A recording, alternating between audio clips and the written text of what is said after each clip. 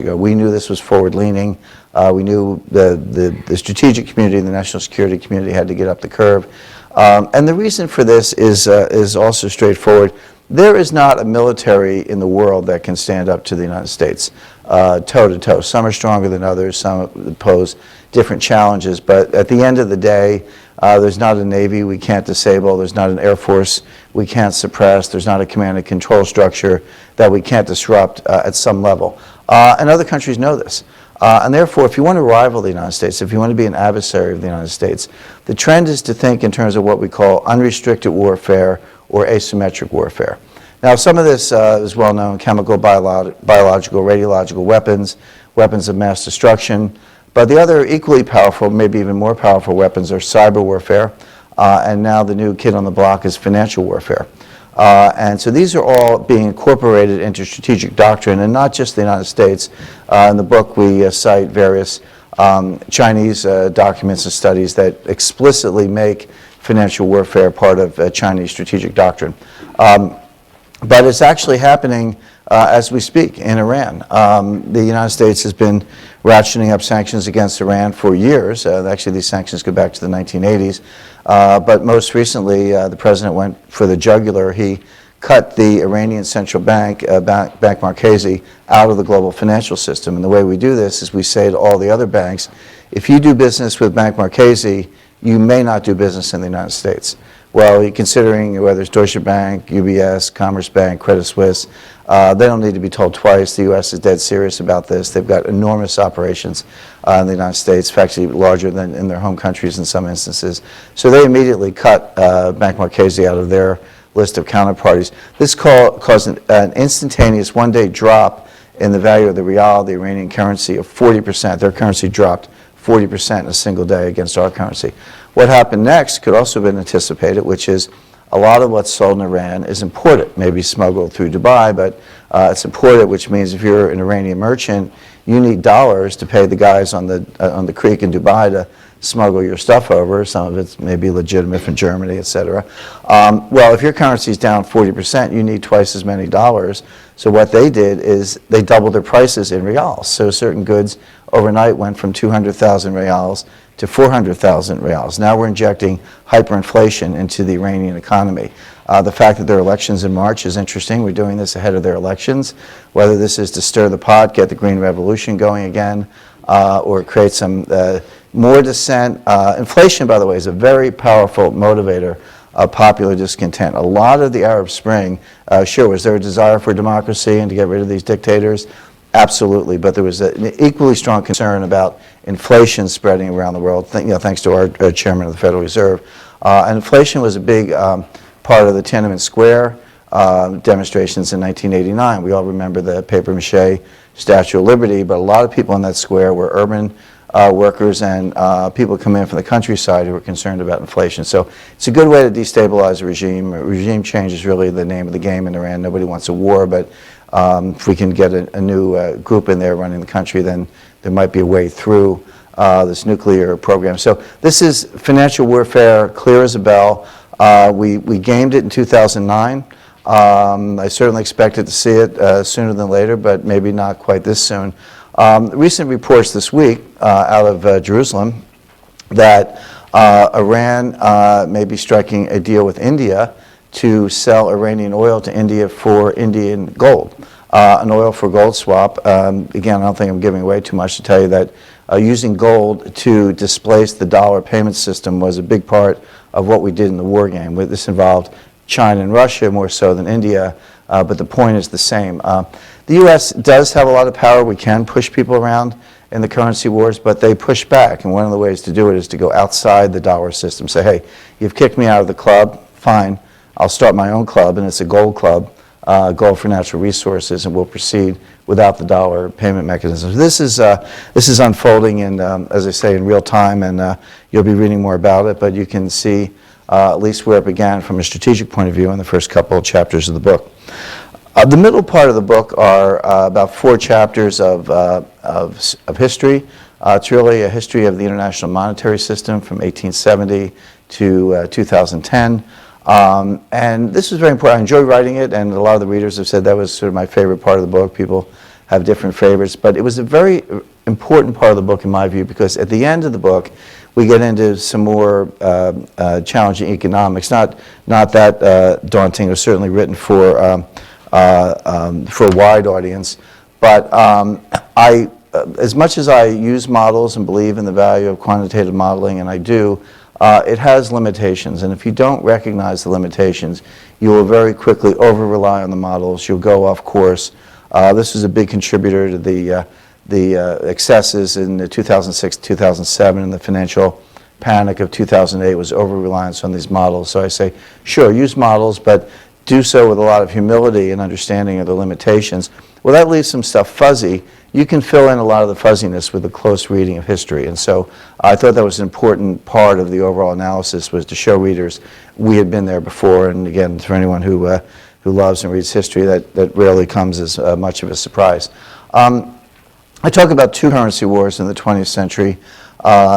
Joanne said we may be going into currency war 3. I think we're there. I think we're in it, but that's a fair debate. But I talk about what I call currency war 1 and currency war 2. Currency war 1 runs from 1921 to 1936.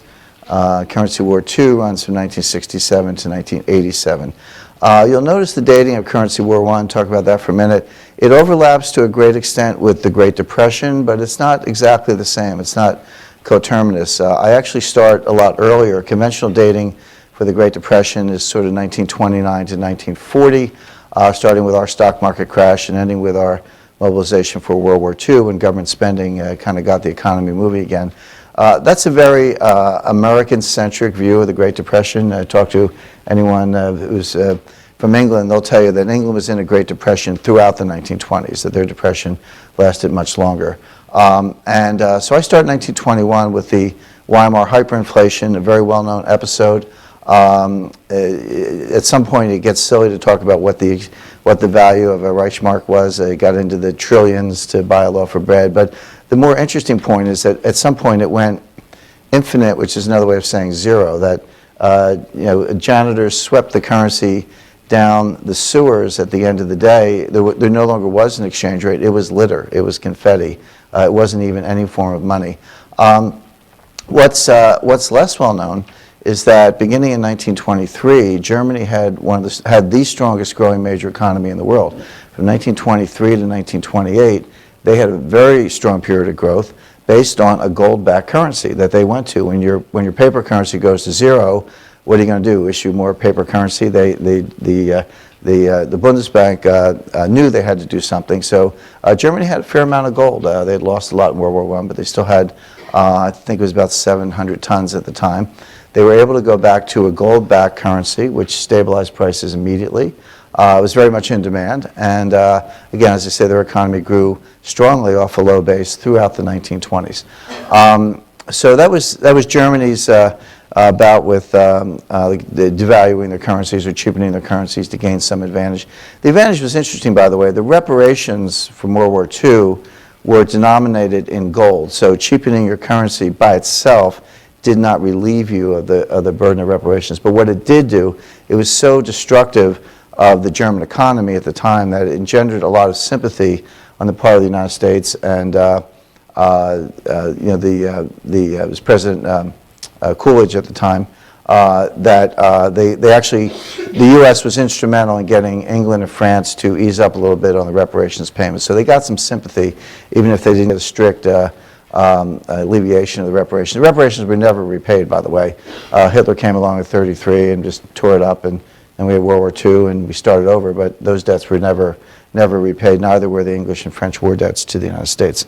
In 1925, it was France and Belgium's turn. At that point, the world went back to the gold standard. I talk a lot in the book about the classical gold standard from 1870 to 1914, right up to the eve of World War I, which worked very well as a period of growth, innovation, technological progress, low inflation throughout the world.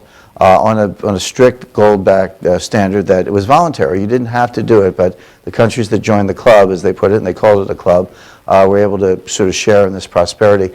That was suspended in World War I for obvious reasons. The governments were in an existential crisis. They printed as much as it took to fight the war. It was a kind of borrowing from their own people, if you think of it that way. So in the 1920s, the country said, well, we want to go back to the gold standard.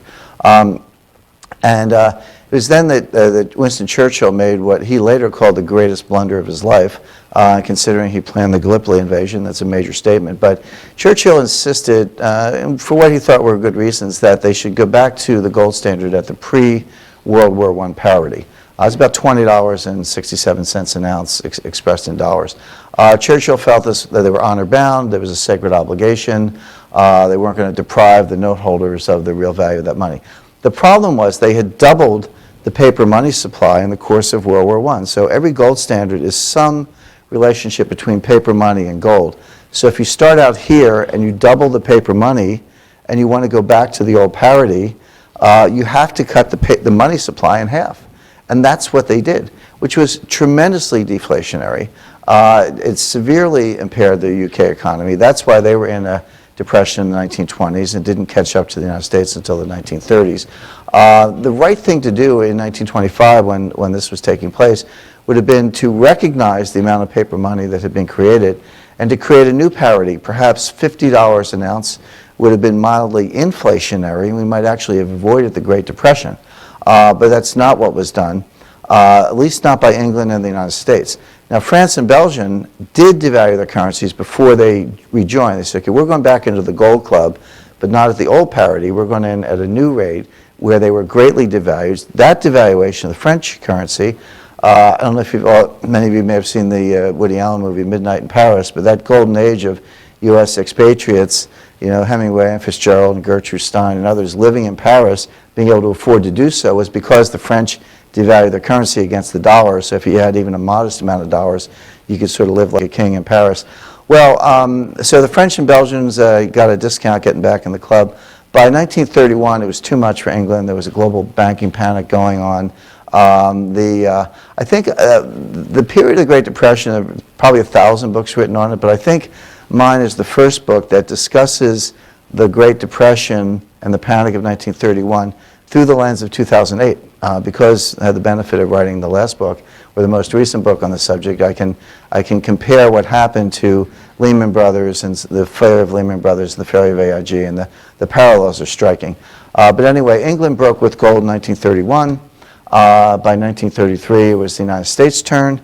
President Roosevelt, on his first day in office in March 1933, issued executive order seizing all the gold of the American people. You had to hand in your gold to the U.S. Treasury under pain of imprisonment and a fine, which in today's dollars would be over $100,000 in fines, which, if you know anything about criminal law, it's a very stiff fine.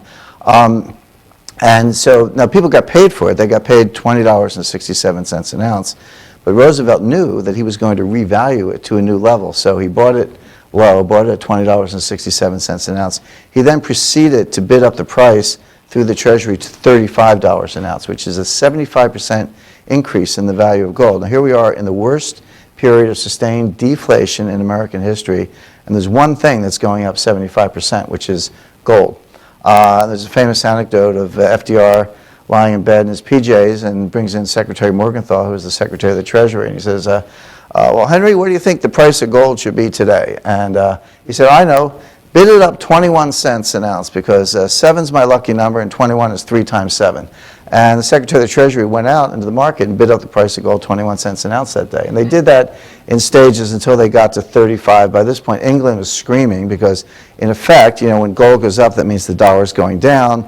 England, so we were also devaluing against sterling. Once they felt enough pain, Roosevelt called a timeout, and it stayed at $35 an ounce until 1971. Finally, in 1936, England and France devalued the second time each, and that was the end of that currency war. It led into World War II, which really made all these financial arrangements, the international monetary system, and the debts moot until the subject was taken up again at Bretton Woods in 1944. So you had Germany cheapening its currency in 21, France and Belgium in 1925, England in 1931, the U.S. in 1933, England and France again in 1936. It's a truism of currency wars that not everybody can devalue against everybody at once, but you can take turns, and that's kind of what happened there. But an awful period of growth is not just growth, but